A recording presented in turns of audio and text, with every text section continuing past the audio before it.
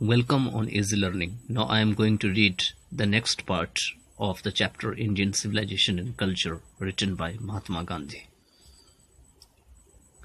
From 9. The Indian civilization as described by me has been so described by its votaries. In no part of the world and under no civilization have all men attained perfection. The tendency of Indian civilizations is to elevate the moral being. That of the Western civilization is to propagate immorality. The latter is godless, the former is best honor. Belief in God.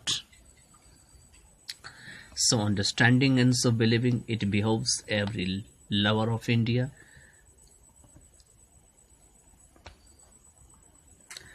to cling to the old Indian civilization even as a child clings to the mother's breast.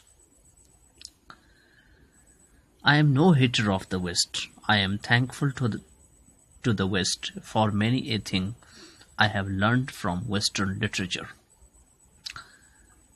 But I am thankful to modern civilization for teaching me that I want to rise to its fullest height. I must tell my countrymen frankly that after years and years of experience of modern civilization, I have learned one lesson from it, and that is that we must shun it at all costs.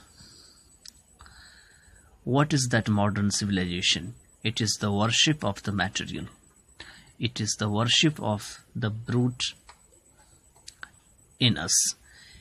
It is unadulterated materialism, and modern civilization is nothing if it does not think at every step of the triumph of material civilization. It is perhaps unnecessary, if not useless, to weigh the merits of the two civilizations.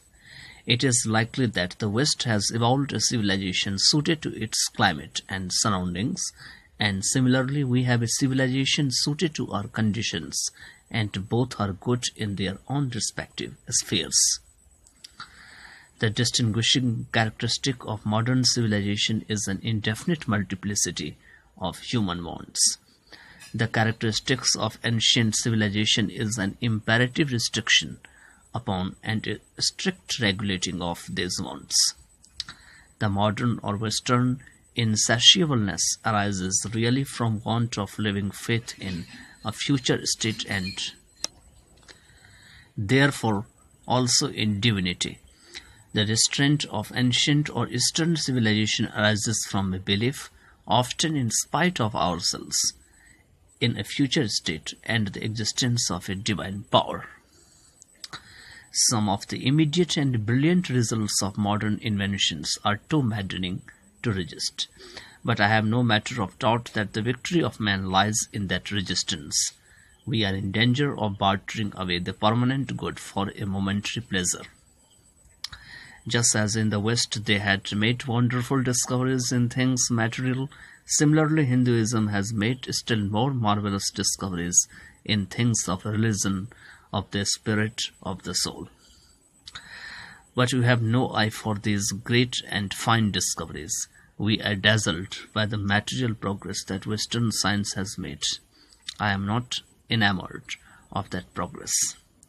In fact, it almost seems as though God in his wisdom has prevented India from progressing along those lines, so that it might fulfill its special mission of resisting the onrush of materialism. After all, there is something in Hinduism that has kept it alive up till now. It has witnessed the fall of Babylonian, Syrian, Persian, and Egyptian civilizations. Cast a look around you. Where is Rome and where is Greece? Can you find today anywhere the Italy of Gibbon, or rather the ancient Rome, for Rome was Italy?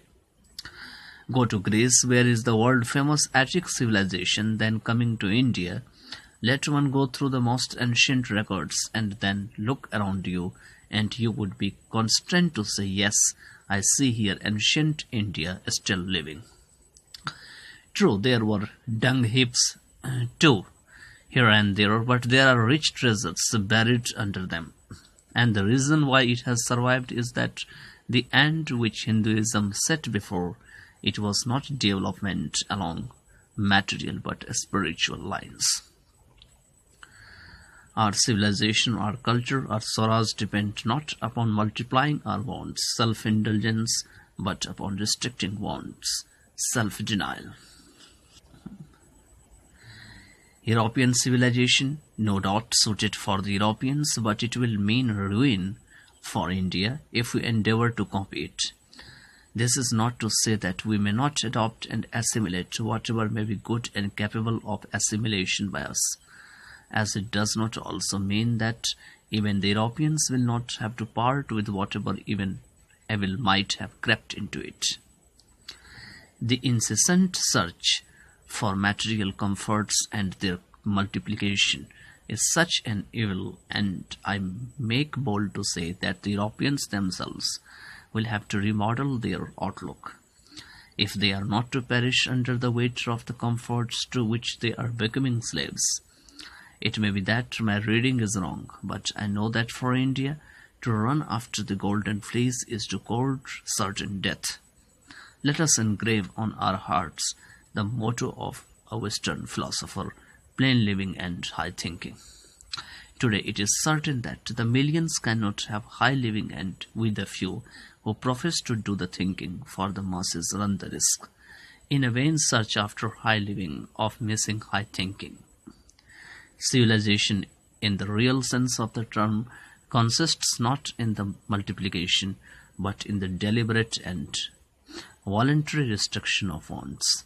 This alone increases and promotes contentment, real happiness, and capacity for service. A certain degree of physical harmony and comfort is necessary, but above a certain level it becomes a hindrance instead of help. Therefore, the ideal of creating an unlimited number of wants and satisfying them seems to be delusion and a snare. The satisfaction of one's physical needs, even the intellectual needs of one's narrow self, must meet at a certain point, a dead stop, before it degenerates into physical and intellectual voluptuousness. A man must arrange his physical and cultural circumstances so that they do not hinder him in his service of humanity, on which all his energies should be concentrated.